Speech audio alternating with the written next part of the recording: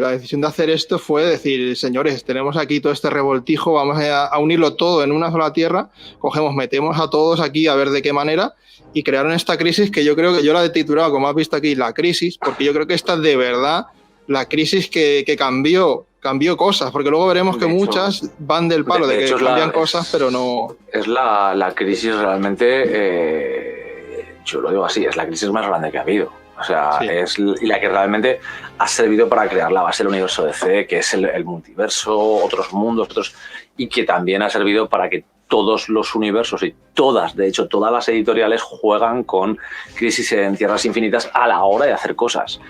Es una curiosidad. Igual que, por ejemplo, hay mucha gente que dice aquello de la portada famosa de Superman sujetando a Supergirl. Esto me encanta. Que dice, es que la han plagiado 1000 veces. Bueno, pues eso está... De hecho, es muy curioso porque está basada en una portada anterior que se hizo muchos años antes. De hecho, la gracia es que fue capaz Crisis en Tierras Infinitas de quedarse esa imagen como si fuera suya de verdad. Cuando hizo esa portada, no era suya, era un homenaje a... O sea, pero ya... Sí, pero a lo mejor como tuvo más popularidad, imagino, pues al final se quedó como el tema de Rosary Question, ¿no? Una cosa similar, algo así. Y la gracia es que ten en cuenta que también, por ejemplo, Crisis en Tierras Infinitas sirvió para eso, para unificar los universos. Charlton, como coño lo tenían comprado. Una cosa Shazam estaba comprado, ahí estaba. Las unificaciones no existían a mucho nivel. De hecho, era gracioso porque había personajes que aparecían que eran de un universo u otro y no había realmente... unión. Dicen, bueno, pues este está actuando en Chicago, pum, este está actuando en Gotham, y decías tú, ¿y Chicago y Gotham están en el mismo universo? Era un cacao. Yo entiendo que, no sé si los lectores ya de esa época ya buscaban algo, una continuidad más definida y tal, y por eso se hizo, o esto fue como una estrategia de DC para dejarlo de forma más mascada para atraer a ese tipo de público diferente. No sé qué vino antes de las dos cosas. Esto era un plan editorial, no era la idea.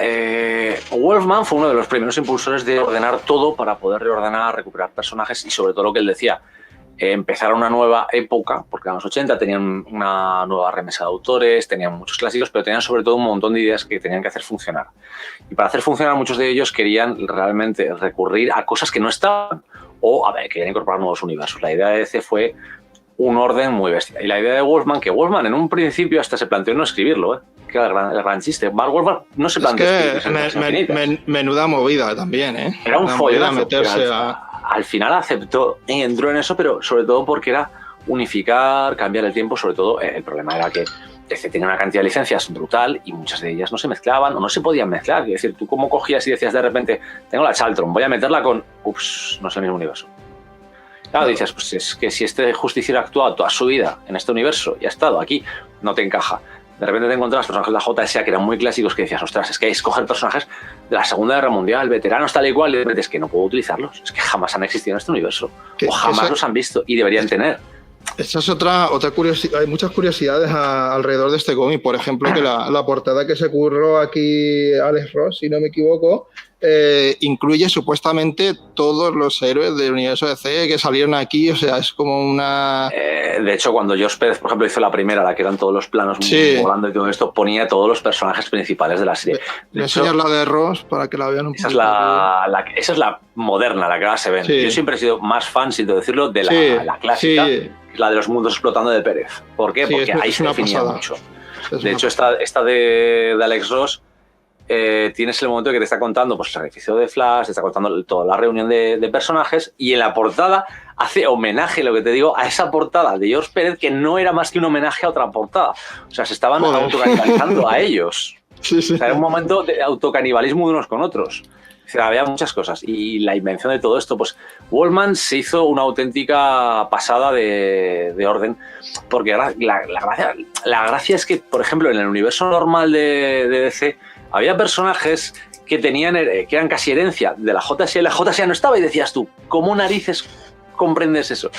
Y en aquel tiempo se veían muchos diferentes. De hecho, se sacó un nuevo origen de la Liga de la Justicia con... Creo que era Sean Martin Brock y el guionista era Peter David, en el que ni Batman ni Superman aparecían más que en 3 viñetas. Y era la Liga de la Justicia oficial, con Hal Jordan, con John Jones, con Canario Negro, con Flash y con Green Lantern. Y era la oficial, el origen era aquel, que salió un especial de Navidad aquí en España de la Liga de la Justicia, y era el origen oficial que se tuvo que mantener hasta ese cambio, pero era ese. Y Superman y Batman se apuntaron después, no eran miembros oficiales fundadores. Porque sí que pelearon con los primeros alienígenas, pero no eran miembros oficiales fundadores. No tenían derecho a la decisión que tenían ellos después en la serie. De hecho, la gente yo creo que está muy equivocada cuando a lo mejor se cumple un cómic de la Liga de la Justicia. A lo mejor en la época más moderna sí que ya se recurre a la famosa trinidad hasta que se inventaron de Superman, Batman y Wonder Woman, pero las encarnaciones de la Liga rara vez han tenido a estos tres miembros. Es que siempre han estado oscilando después.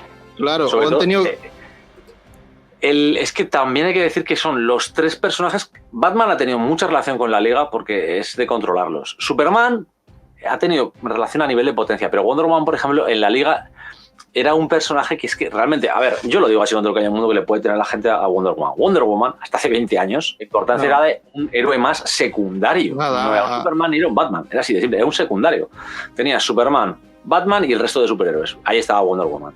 La Trinidad la inventó en los 90 Matt Wagner, creó Trinidad, aquel cómic, y la incorporó y ahí empezó a darle potencia, pero hasta realmente finales de los 90 Wonder Woman todo el mundo decía lo mismo, la etapa clásica de Josh Pérez, es la hostia, luego estuvo John Byrne, luego estuvo William Slover, luego John Byrne, escribieron un montón de autores que te cagas, pero que yo sepa, ni Dios la había puesto en primera línea. Que va, o sea, a nivel de... Llegó el final de los 90, principio siglo, nada. A nivel de ser una superheroína, ¿no? Femenina, potente y que tuviera pues todo ese rollo feminista, ¿no? Que tuvo también un poco en su época, pero al margen de eso no era ese superventa como podía ser Superman o Batman. Pero otra cosa que quería ahora responder un comentario aquí que la gente ya se está haciendo un lío. Dice, pero ¿por dónde empieza? Para empezar bien, tomo 1. A ver, es que esto no... a ver, hemos comentado por encima, hemos empezado un poco por encima haciendo un poco de historia previa a lo que es el comienzo, que sería esto, con el Flash de dos mundos, Crisis en Tierra Múltiples, pero quizá el inicio sería esto. A ver, o sea, yo tomaría como punto de partida esto, desde luego. La DC moderna básicamente empieza en Crisis en Tierras Infinitas. El problema es que para leer Crisis en Tierras Infinitas necesitas conocer a algunos personajes. Es decir, una persona que no sabe nada del universo de DC va a coger Crisis en Tierras Infinitas y la mitad de los personajes van a ser ¿qué narices es esto? Es un pedazo de evento porque está guapísimo, pero sí que es verdad que para empezar es espeso. O sea, te tiene que gustar también. Es muy denso, sí. Que hablando de densidad, no lo tengo por aquí a mano, pero me he metido en el XP, que yo no sé qué locura en la que me he metido. Si ya era denso el normal, el XP tiene que ser una exageración. A ver, no, el XP, en realidad el XP tiene la gracia de tú te lees esas previas, te lees el evento y lees lo que son los efectos. Por ejemplo, la creación de nuevas series como por ejemplo Infinity INC, que eran los hijos de la JSA o los descendientes o los legados de la JSA intentando integrarse en el mundo. A ver, de hecho Obsidian o Jade han tenido mucha importancia para personajes como Kyle Rayner, el Green Lantern, ha tenido muy a Hader, ha tenido Jade, ha tenido mucha importancia para él y es un personaje que realmente venía heredado de la JSA porque es la hija de un miembro de la JSA original que no podría existir si no hubiera habido este Crisis, no hubieran creado Infinity. Entonces te digo, o sea, el actual Atom Smasher es Nuclon, que va con esa esta película y es porque es el sobrino o ahijado del original del Atom, pero son cosas que establecían después. Crisis en Tierras Infinitas ordenó, planteó un mundo, una pizarra y sobre todo dejó claro algo. El mundo prima tenía a la JSA, o sea, tenía toda la edad de oro, tenía toda la edad de plata y tenía lo que era la actualidad. Unieron la edad de oro y la edad de plata y crearon lo que era el DC actual, el moderno, que hasta los nuevos 52 no había sufrido una destrucción total. Tenía sus eventos que cambiaban y producían cambios, pero la destrucción total de DC no llegó hasta nuevos 52. Yo sí que te diré que fue la primera crisis que leí y aunque sea densa, espesa y demás, también, como conoces tanto héroe, tanta cosa, sí que te pica la curiosidad. O sea, tú ya tienes que estar predispuesto y un poco acostumbrado a este tipo de narrativas, a este tipo de forma de contar las historias de esa época, pero a mí sí que me despertó muchísimo interés de decir, pero qué universo más amplio, me apetece picotear de aquí y de allá. Yo es que cuando sí que me dio esa sensación. A Crisis en Tierras Infinitas, eso es muy curioso porque yo había leído más de DC de otras cosas. Yo, claro, te gusta Batman, me había leído Batman. Tenía cosas de Flash, de Infantino, tenía todo lo que había publicado DC y después ahí estaba con 5. Y 5 llegó un momento que dijo, hay que replantearlo igual que ellos. Y replanteó y todas esas áreas antiguas y planteó Crisis en Tierras Infinitas y habías leído cosas. A ver, yo había llegado a leer antes el Green Lantern de Len Wein y Dave Gibbons antes de ese Crisis en Tierras Infinitas. O sea, había cosas que eran post-crisis que yo estaba leyéndolas antes de... Y era una cosa muy curiosa. Y claro, cuando llegabas y decías, veías esto, es como todo, siempre suele haber esos problemas. Pero vamos, Crisis en Tierras Infinitas, yo lo recomiendo como primera Crisis a leer, pero no como primer cómic DC a leer. No, ni loco. Te deshace. Crisis 300 te deshace. No, además que empieza muy raro, te mete a Kamandi, te mete al gorila este, no me acuerdo cómo se llamaba, o sea, te mete cosas muy random.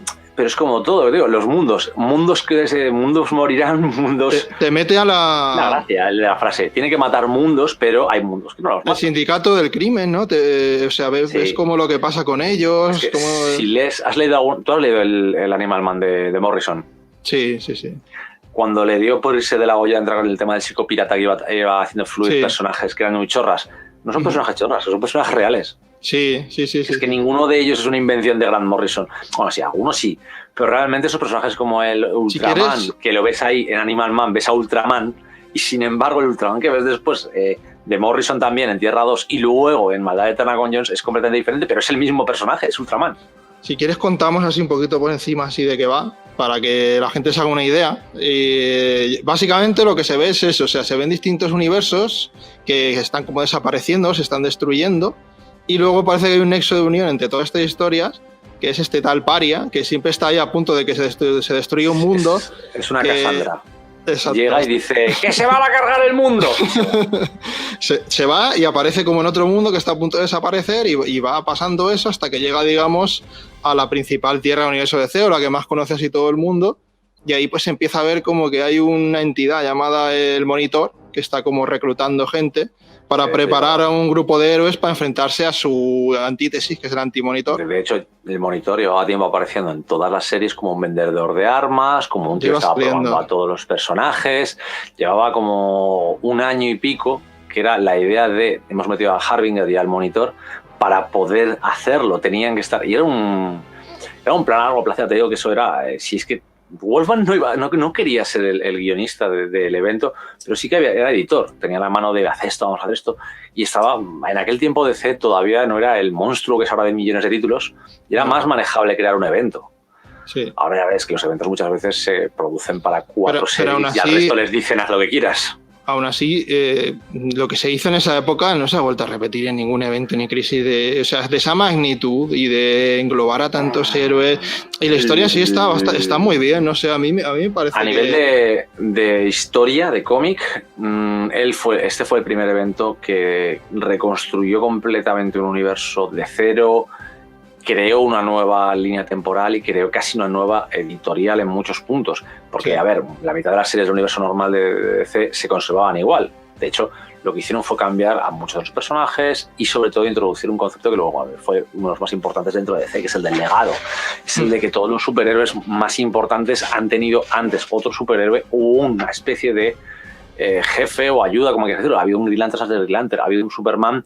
Antes de un Superman había pues, un Centinela, si decirlo, también ese Green Lantern, pero hubo un Superman muy antiguo que murió por salvar el mundo y fue destruido con un mundo y que su legado fue más allá. O sea, está hablando de que los mundos es como decir aquello de las teorías de cuerdas, ¿no? Todos los universos están enlazados y separados por frecuencias vibratorias. O sea, tú puedes recibir...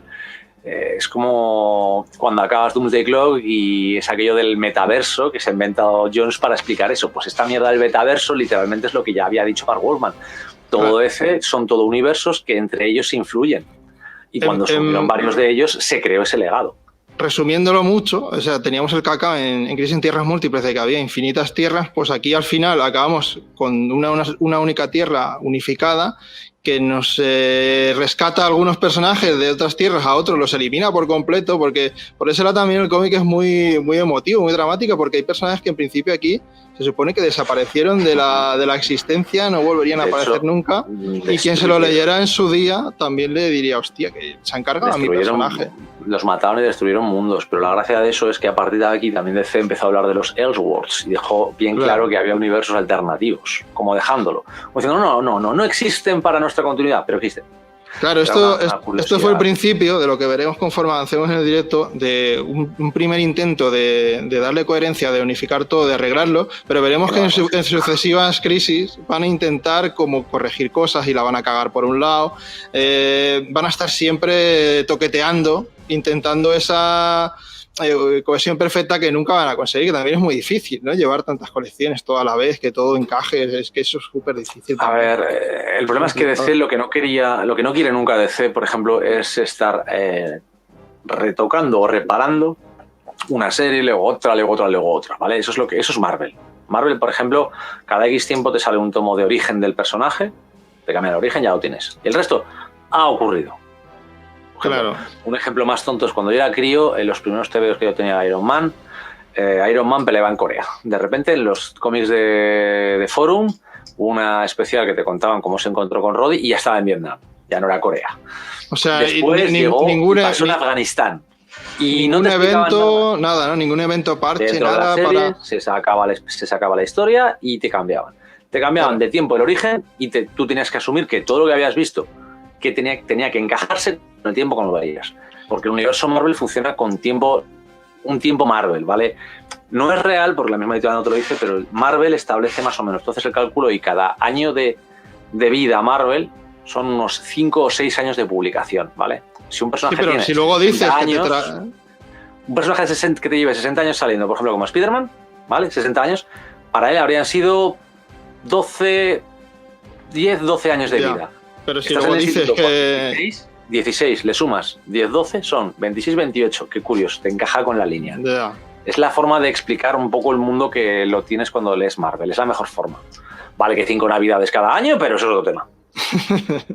Sí, pero si por conveniencia de repente te cambian de la guerra de Afganistán a de Corea, o sea, te hacen esos saltos, al final... Pero no te han cambiado nada. Ese es el chiste, no te han cambiado nada. Oye, es que cuando se peleó con el primer hombre de... Yo qué sé, la primera pelea de Iron Man con el primer hombre de titanio. Pues ocurrió. Pero es que fue en Rusia. Pues ocurrió en Rusia. Pero es que era la Guerra Fría.